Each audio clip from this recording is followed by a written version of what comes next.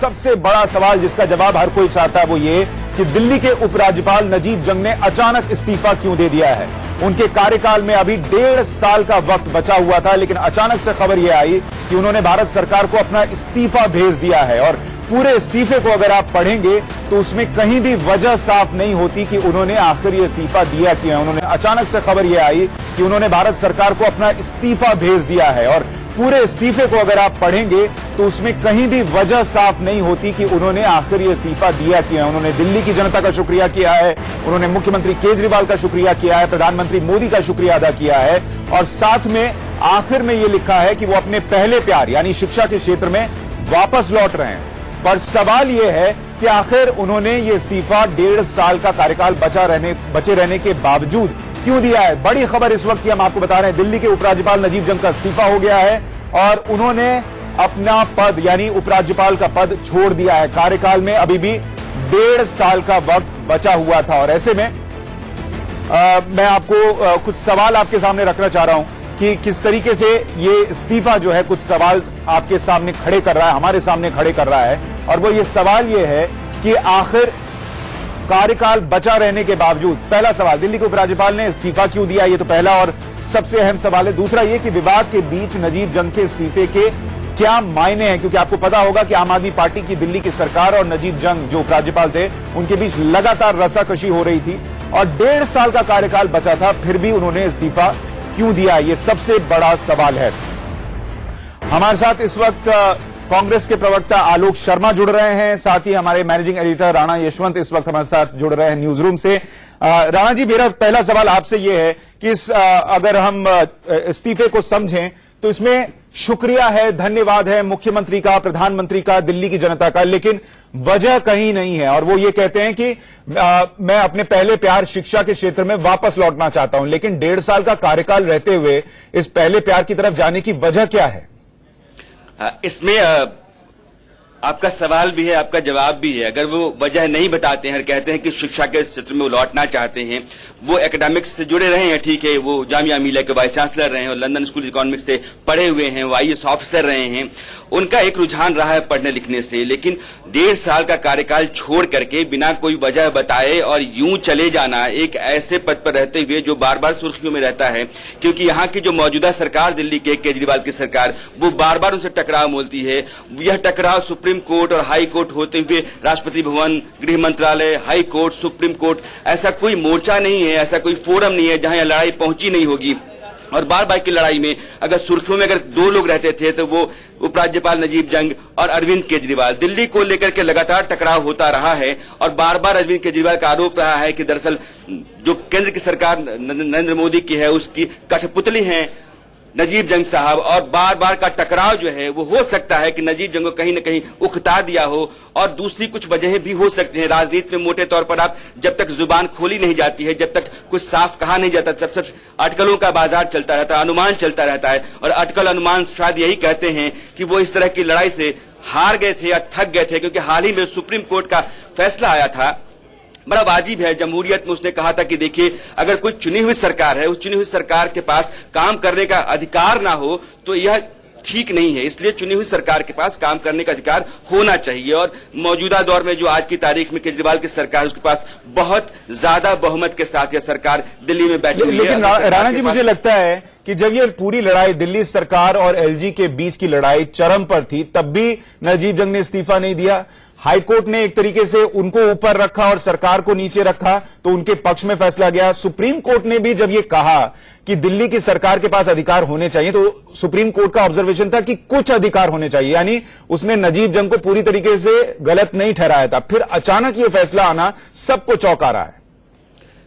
मैं आपको ना 1 साल पीछे तक ले जाना चाहता हूं, इसको समझिए जरा।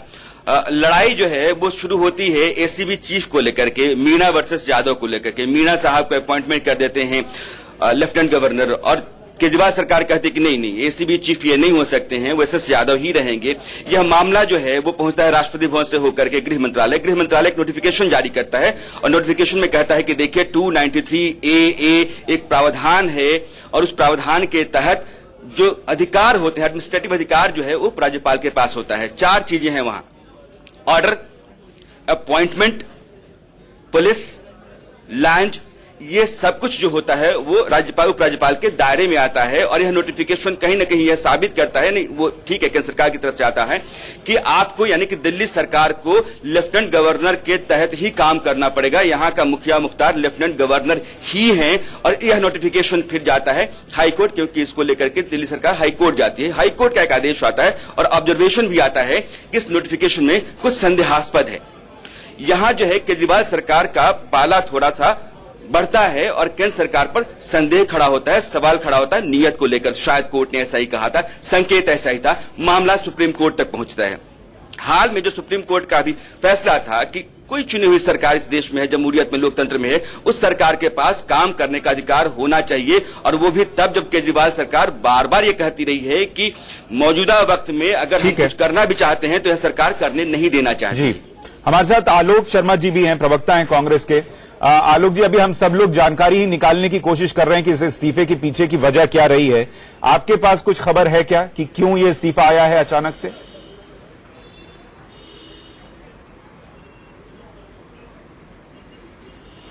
देखिए, इसकी उम्मीद तो किसी को नहीं थी कि इस तरह से अचानक इस तरह के इस्तीफा आएगा, और आधिकारिक तौर पर जिस तरह का पत्र आया है वो भी किसी तरफ को इंगित नहीं कर रहा है कि किस वजह से ऐसा स्टेप उठा है। लेकिन इतना अवश्य है कि जो राणा यशवंत साहब ने भी विस्तार से बातें कही हैं कि चाहे वो आर्टिकल 239A को लेकर हो, हाई कोर्ट हो, सुप्रीम कोर्ट हो, अपॉइंटमेंट्स की बात हो, ट्रांसफर्स की बात हो, तमाम योजनाओं के अप्रूवल की बात हो, कहीं ना कहीं एलजी महोदय और राज्य सरकार के अंदर ठनी रही।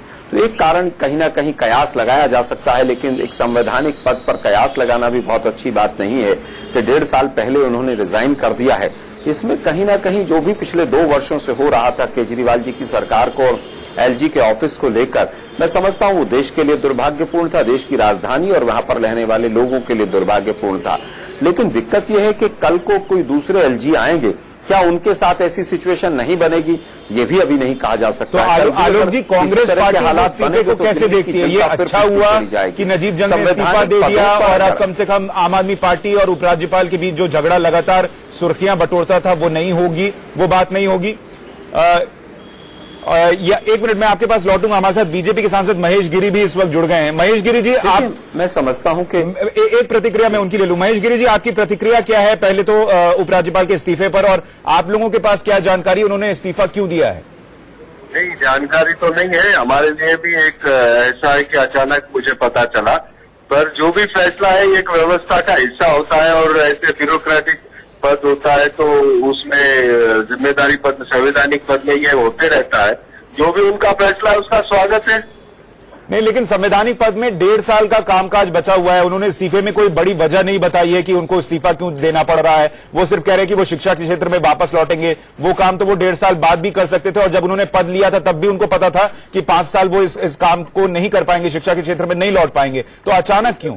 ऐसा कई बार हुआ है, ऐसी बात नहीं है कि कई बार हुआ। कार्यकाल के पहले भी इस्तीफे किसी ने दिए, किसी ने ट्रांसफर करवाई है, पर वो व्यवस्था का हिस्सा है। मैं इतना जरूर कहना चाहूंगा कि केंद्र सरकार की तरफ से, जहां प्रधानमंत्री मोदी जी को हम देखते हैं, उन्होंने सभी अधिकारियों के साथ, आपने देखा होगा जैसे ही प्रधानमंत्री बने पहली बार उन्होंने सभी सेक्रेटरी से मीटिंग करके उनको पूरी छूट दी थी कि किसी नेता के दबाव में नहीं आना है, आपको पूरी तरह से संवैधानिक जिम्मेदारियों को आगे लेकर के जाना है। तो जहां तक केंद्र सरकार की बात है, केंद्र सरकार ने उनको पूरी तरह से छूट दी थी कि संविधान के दायरे में आकर के जो होता है उस कदम के साथ आपको चलना है। और नजीब जंग जी ने ऐसे संघर्ष में भी आम आदमी पार्टी के साथ कई बार संघर्ष हुआ, क्योंकि वो संविधान को समझते नहीं थे। उन्होंने संविधान के नियमों को तोड़ा था, पर इन्होंने मर्यादा में रह करके अपना काम किया।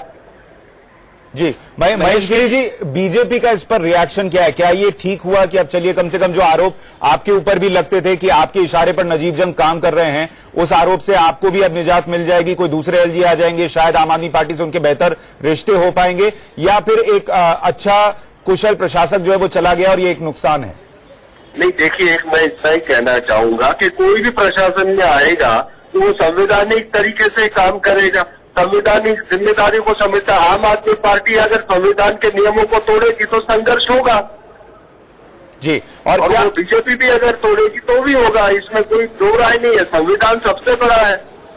महेश गिरी जी, जी आपके विरोधी शायद यह आरोप लगाएंगे थोड़ी ही देर में कि एलजी साहब के ऊपर आपकी सरकार का, केंद्र सरकार का दबाव शायद इतना ज्यादा था जिसको झेल नहीं पा रहे थे केजरीवाल सरकार के खिलाफ जाने को लेकर के, इसलिए उन्होंने 1.5 साल का वक्त रहते ही अपना पद छोड़ दिया।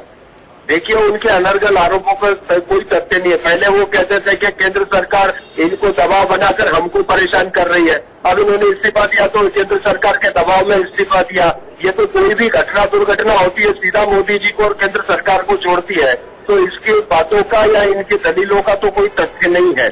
मुझे लगता है ये एक व्यवस्था का हिस्सा है, संवैधानिक व्यवस्था के अंतर्गत उन्होंने इस्तीफा दिया है, जो भी वजह हो, पर वो जैसे भी जिम्मेदारियां अगले प्रशासन अधिकारी को मिलेगी वो संविधान के दायरे में काम करेंगे।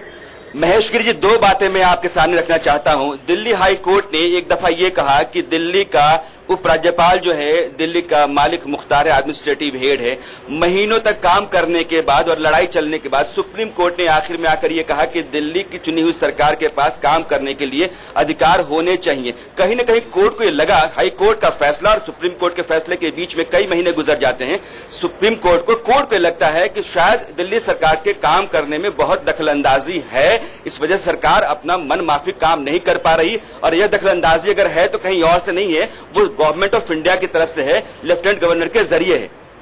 देखिए, ये आपके देखने का भी एंगल हो सकता है, पर एक एंगल ये भी हो सकता है कि आपने देखा होगा किसी भी संविधान के, कॉन्स्टिट्यूशन के अंदर भी अमेंडमेंट किए जाते हैं, नियमों के अंदर भी, आर्टिकल्स में भी अमेंडमेंट होते रहते हैं।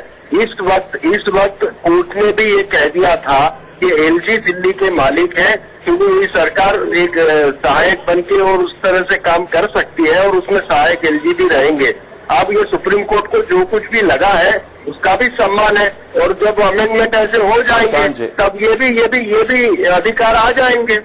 ठीक है महेश गिरी जी, हमारे साथ आलोक जी भी हैं, कांग्रेस के प्रवक्ता, वो कुछ कहना चाह रहे हैं। जी आलोक जी।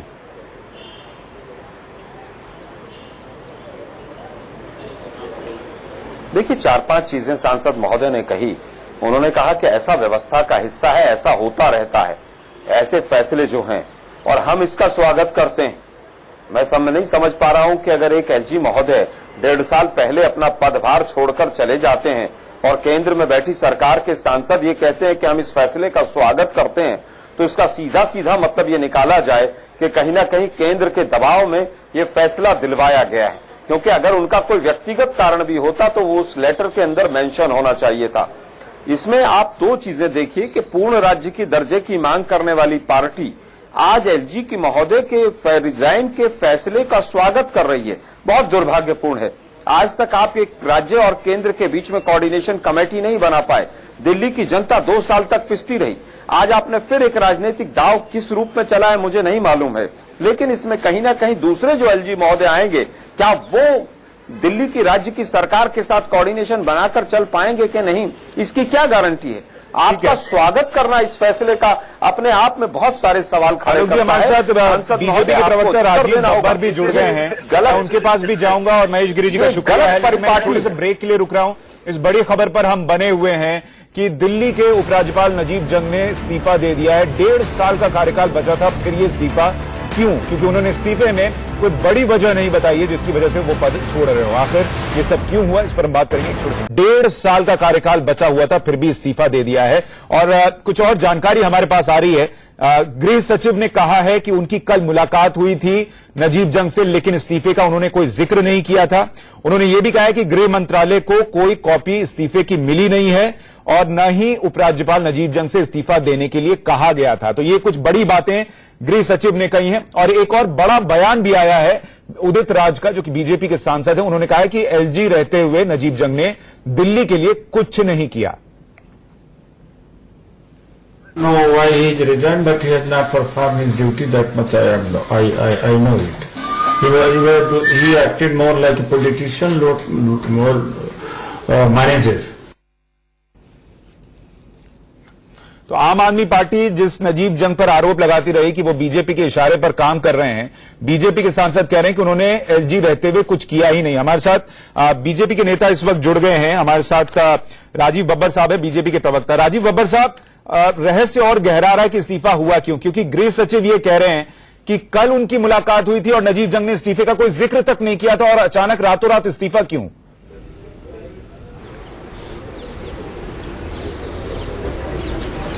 क्योंकि मुझे लगता है कि एलजी साहब जिन्होंने इस्तीफा दिया है, सही कारण तो एलजी साहब ही बता सकते हैं कि उन्होंने इस्तीफा क्यों दिया है। अभी तक जो जानकारियां मिल रही हैं वो सब सूत्रों के अनुसार से इधर से उधर मिल रही है, कोई ऑथेंटिक इंफॉर्मेशन शायद किसी के पास है नहीं। तो मुझे लगता है कि इस पे बहुत जल्दी रिएक्ट करने की जरूरत नहीं है। किसी भी इंडिविजुअल का एक डिसीजन होता है जो किसी पद पर होता है, और अगर उन्होंने किसी कारण से इस्तीफा दिया है तो मुझे लगता है बात एक आध दिन में वो भी साफ करेंगे और चीजें साफ हो जाएंगी। कभी भी कोई भी आदमी, क्योंकि इस्तीफा देना तो उसका अधिकार है, अगर वो किसी और काम में इन्वॉल्व होना चाहता है या कुछ उसके निजी कारण है। सर आपकी बात बिल्कुल सही है, इस्तीफा देना अधिकार है, लेकिन दो बातें यहां पर बहुत अहम है कि वो दिल्ली के उपराज्यपाल थे, एक ऐसे उपराज्यपाल जिनका दिल्ली के प्रशासन को चलाने में बहुत दखल होता है और इसीलिए ये उनके इस्तीफे की खबर सुर्खियां बटोर रही है। और दूसरा ये कि वो रातों रात या कल किसी से मिले, गृह सचिव से मिले, गृह मंत्रालय को ना पता हो वो इस्तीफा देने वाले हैं, इतने वरिष्ठ पद पर वो रहे हैं, इतने पुराने सीजन कैंपेनर रहे हैं या प्रशासक रहे हैं, वो किसी से बिना बात किए, बिना गृह मंत्रालय को बताए, गृह मंत्री को बताए, एक दिन अचानक से फैसला ले लें, ये बात हजम नहीं हो रही है।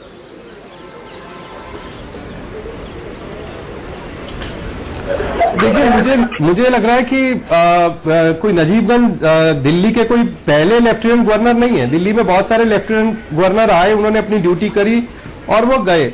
मुझे लगता है हमें थोड़ा सा इसको सहजता से देखना चाहिए और हम इसमें बहुत जल्दी रिएक्ट करने की जरूरत नहीं है, क्योंकि अभी तो आपने जैसे बताया कि गृह मंत्रालय ने कहा कि अभी तक पुष्टि भी नहीं हुई है इस्तीफे की, तो मुझे लगता है कि बहुत जल्दी इस विषय पर कोई भी कंक्लूजन राजीव जी एक और ठीक नहीं होगा। एक और रिएक्शन चाहूंगा, क्योंकि आप कह रहे हैं दिल्ली के वो पहले उपराज्यपाल नहीं है, लेकिन वो दिल्ली के एक ऐसे उपराज्यपाल हैं जिन पर सबसे ज्यादा केंद्र के प्रभाव में चुनी हुई सरकार को काम न करने देने का आरोप लगा। ऐसे में आपके खुद के सांसद उदित राज कह रहे हैं कि उपराज्यपाल ने दिल्ली के लिए कोई काम ही नहीं किया। क्या ये निराशाजनक नहीं है कि उनका इस्तीफा हुए घंटा भर भी नहीं हुआ और बीजेपी के लोग उनको क्रिटिसाइज कर रहे हैं?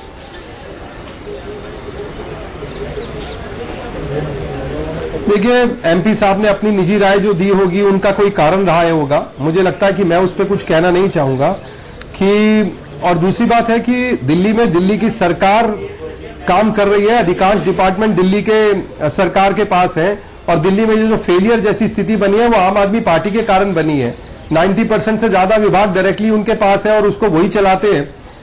सिर्फ एक पुलिस के कारण, केंद्र शासित प्रदेश होने के कारण इस इशू को बार बार आम आदमी पार्टी गुमराह करने का प्रयास करती है, लेकिन दिल्ली में जो सब कुछ हालात हैं उसमें जो भी खराबी है वो आम आदमी पार्टी की सरकार की और उनकी नासमझियों के कारण हो रही दिक्कतों के कारण है। चलिए, बहुत शुक्रिया आप सभी का इस पूरी चर्चा में जुड़ने के लिए। अभी तक स्थिति साफ नहीं हो पा रही है कि इस्तीफा दरअसल हुआ क्यों है और अगला उपराज्यपाल कौन होगा, इस पर भी अभी बहुत स्थिति साफ नहीं है। हमारे साथ बने रहिए, हम लगातार इनपुट्स जुटा रहे हैं और आप तक पहुंचाएंगे कि इस्तीफे की वजह दरअसल रही क्या है और अब दिल्ली की सियासत किस तरफ जा सकती है। बड़ी खबर आपको बता रहे थे कि दिल्ली को उपराज्यपाल नजीब जंग ने इस्तीफा दे दिया। छोटे से ब्रेक के बाद लौट रहे हैं।